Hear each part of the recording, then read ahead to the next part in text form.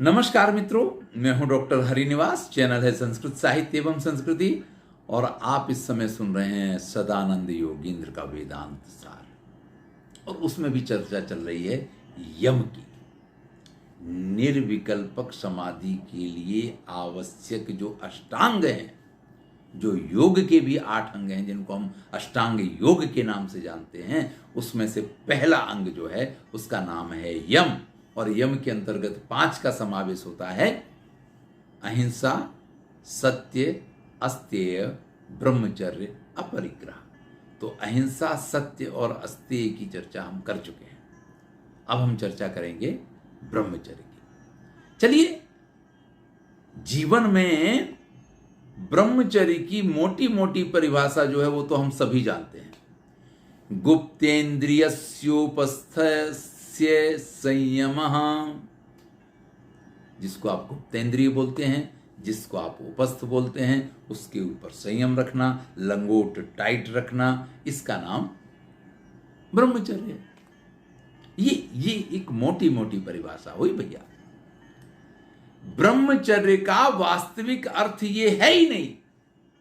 ये तो सिर्फ शारीरिक नियंत्रण हुआ।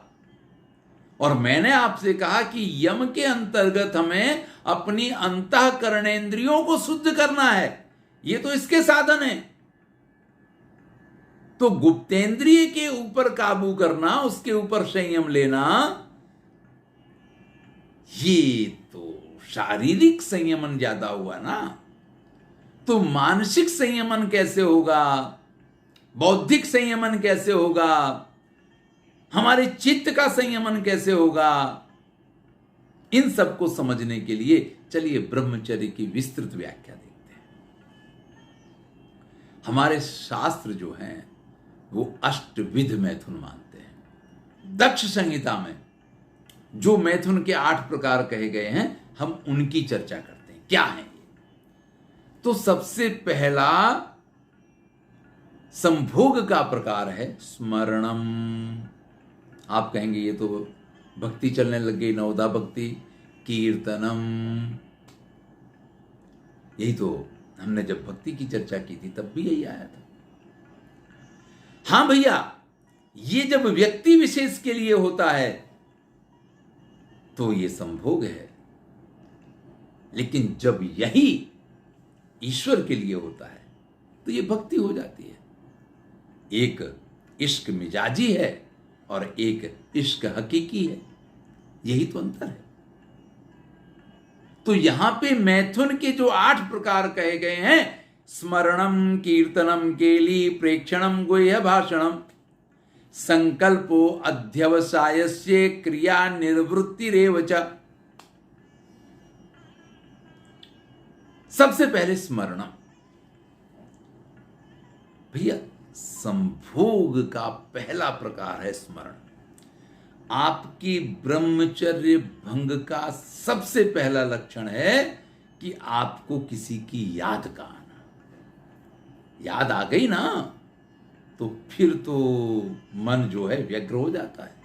और मन व्यग्र होता है तो फिर शरीर अपनी प्रतिक्रिया बताना शुरू करता है और फिर किसी ना किसी रूप में आप उस परिणाम को प्राप्त करने की कोशिश करते हैं। तो स्मरण से बचिए। आपको याद ही नहीं आनी चाहिए। याद नहीं आने के लिए क्या है कि भैया किसी के प्रति इस प्रकार की दृष्टि से देखो। चलिए दूसरे को देखिए, कीर्तनम। दूसरा प्रकार है कीर्तन। ये तो हमेशा ही होता है। एक बार मन में कोई आ गया तो हर बात में उसी की बात आती है। वो तो ऐसा, वो तो वैसा, उसने तो ये किया, उसने तो वो किया, उसकी वजह से आज ऐसा हो गया, उसकी वजह से आज वैसा हो गया, आज मैं इस समस्या में पड़ा तो उसने मेरी समस्या का इतना बढ़िया समाधान दिया। अरे भाई, दुनिया में और कोई है ही नहीं। वही एक व्यक्ति रह जाता है। हर बात में, हर जगह उसी की चर्चा होती रहती है। भैया, इसी का नाम तो कीर्तन है। हम ईश्वर की भक्ति में भी तो यही कहते हैं कि हर क्षण उसी का नाम लेते रहो, हर बात में उसको आगे लाते रहो। ये व्यक्ति का स्वभाव होता है कि जिसके चक्कर में पड़ जाता है ना, हर वक्त वही याद रहता है और उसका परिणाम ये होता है कि उसी की चर्चा, उसी की बात, उसी की बात, उसी की बात, इसके अलावा और कुछ पता ही नहीं चलता है। केली ही भैया जब जैसा मौका मिल जाए उसके साथ बैठना, उठना, चलना फिरना, उसी के आगे पीछे फील्डिंग भरना, उसको क्या अच्छा लग रहा है उसका ध्यान रखना, क्या चीज उसको बुरी लगती है। कहते हैं ना कि अगर उसके रास्ते में कांटे पड़े हों तो हाथ से नहीं, हम अपनी पलकों से उठा लें। हैं? दो आंखें बंद करते हैं ना, उनके बीच में उस कांटे को उठा लें, उसको कोई पीड़ा नहीं होनी चाहिए। प्रेक्षणम ये भी प्रकार है संभोग का, और ये प्रकार तो सभी इसका उपयोग करते हैं, सभी इसका उपयोग करते हैं। ध्यान दीजिएगा, ये तो एक ऐसा संभोग का प्रकार है कि हर व्यक्ति के साथ इसका प्रयोग करता रहता है। जब भी कोई अच्छा व्यक्ति दिख जाए तो व्यक्ति शारीरिक रूप से कर पाए ना कर पाए, लेकिन दृष्टि के आधार पे उसके स्तनों के परीक्षण से लेकर के, उसके नितंबों के परीक्षण से लेकर के, उसके शारीरिक सौष्ठव का परीक्षण करेगा, और उसके बाद हर उस स्थिति का आनंद लेने की वो कोशिश करता है जो संभोग काल में उसको प्राप्त होती है। सिर्फ स्खलन ही बाकी रह जाता है। तो प्रेक्षणम इसको इसीलिए संभोग कहा गया है, क्योंकि व्यक्ति का तो स्वभाव ही ऐसा है। वो जब देखने बैठता है ना, तो सारे वस्त्रों से आवृत होने के बाद भी इसके ये स्तन किस प्रकार के होंगे, इसका शारीरिक सौष्ठव किस प्रकार का होगा, उन सारी चीजों की, मतलब समाधि के लिए जो धारणा होती है ब्रह्म की, वो हो पाए ना हो पाए, लेकिन यहां संभोग के लिए सारी धारणाएं वो बना देता है। इसलिए प्रेक्षणम को भी यहां संभोग माना गया। गुह्य भाषणम, आजकल तो मोबाइल ने बड़ा अच्छा रास्ता बना दिया है। तरह तरह के ऐप हैं, तरह तरह के मैसेज आएंगे आपके पास कि सिर्फ आपके लिए। करिए, चर्चा कीजिए, आपको जो मर्जी आए, जैसी मर्जी आए, अपने हृदय की बात, अपने दिल की बात, अच्छी बात, बुरी बात, सच्ची बात, गलत बात, जो करनी है सब कुछ आप कर सकते हैं। आपको मानसिक संतुष्टि मिले, आपको किसी प्रकार की तृप्ति मिले, वो आप जाने। यहां इसीलिए इसका निषेध किया है। आज नहीं, हजारों साल पहले इन सारी चीजों का निषेध इसीलिए तो किया गया, क्योंकि तब भी व्यक्ति, देखिए, हर व्यक्ति जन्मजात तो निर्वस्त्र ही होता है। जन्मजात, सबका जन्म तो इसी रूप में हुआ है, और तब भी होता था, आज भी इसी रूप में होता है। इसलिए आप इससे तो निश्चिंत रहें कि आज का समाज बहुत गंदा है, बहुत खराब हो गया है, पहले का समाज बड़ा ही दूध का धुला हुआ था। मैं तो जब संस्कृत साहित्य का अध्ययन करता हूं तो मुझे ये लगता है कि आज के समाज में जितने बंधन और जितनी मान्यताएं जिस प्रकार से हैं, संभवतः पहले कभी इतनी रही होंगी या। हमारा समाज तो इस प्रकार की चर्चाओं से कभी गुरेज नहीं करता था। कामसूत्र जैसे एक नहीं अनेक ग्रंथ लिखे गए, और हजारों साल पहले लिखे गए, क्योंकि विकृति जो है ना, वो तो मानसिक होती है भैया। आप कामसूत्र पढ़ के भी, कामसूत्र सुन के भी अपने मन के लिए कुछ अच्छा ज्ञान प्राप्त कर सकते हैं, और कामसूत्र का नाम सुन के भी आपका मन विकृत हो सकता है। दोनों ही स्थितियां हो सकती हैं ना। तो संभोग की ये भी एक स्थिति है कि आप किसी के साथ एकांत में छुप छुप के गुह्य भाषणम, छुपी हुई बातों की चर्चा करनी। आज तो यार हमारे साथ ऐसा हुआ, आज तो तुम्हारी बड़ी याद आ रही थी, और जब तुम्हारी याद आई तो मन इतना बेकाबू हुआ, और फिर तरह तरह की बातें करना, सामने वाले को इस प्रकार से प्रभावित करने की कोशिश करना कि जैसे वो है तो जीवन है और वो नहीं है तो जीवन ही नहीं है। चलो भैया, इस प्रकार से प्रभावित करने की कोशिश करो, वहां तक भी अच्छा है, लेकिन कितना झूठा, कितना सच्चा, कितना ना करे कि कभी किसी ऐसे कॉल के साथ आप जुड़ें। लेकिन हजारों ऐसे कॉल सेंटर चलते हैं, रोज आप पेपर में इस प्रकार का वो देख सकते हैं, रोज आपके पास इस प्रकार के मोबाइल पे मैसेज आते हैं। इसका नाम भी ये संभोग के एक प्रकार में रखा है, गुह्य भाषणम। संकल्प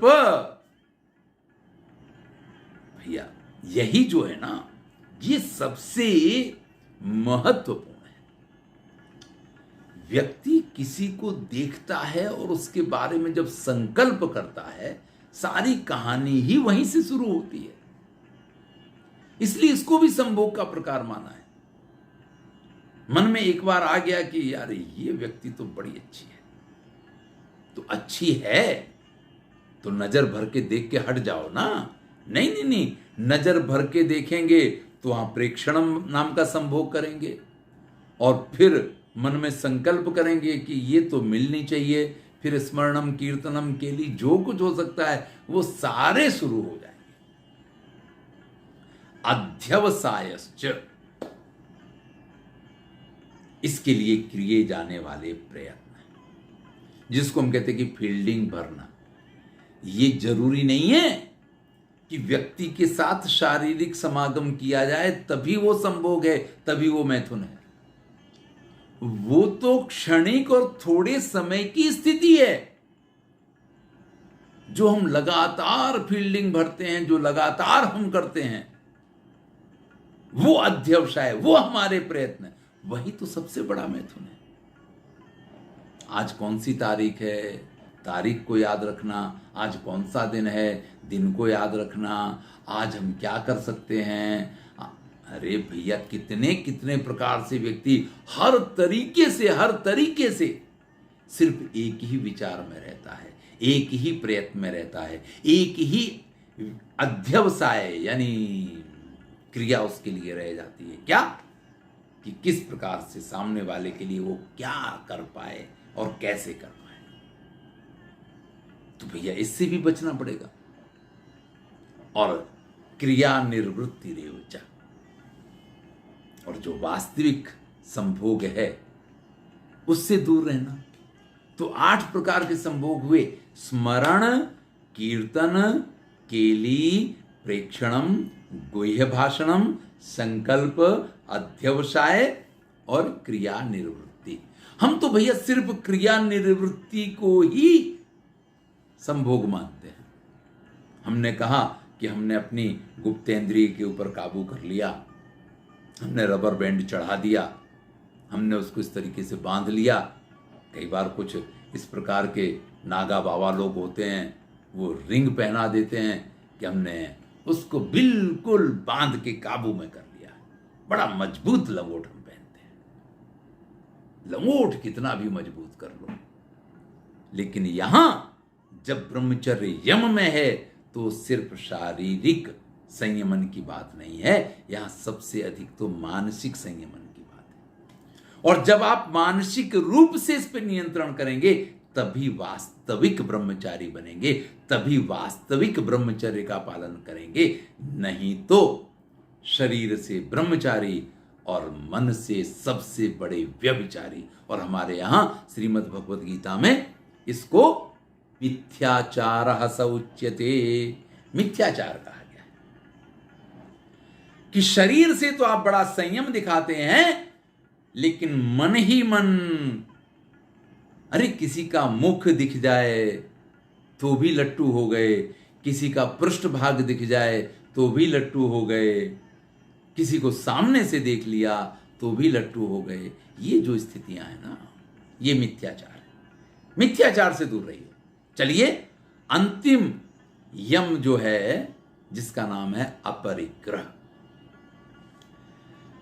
समाध्य अनुष्ठान अनुपयुक्तस्य वस्तुमात्रस्य असंग्रह।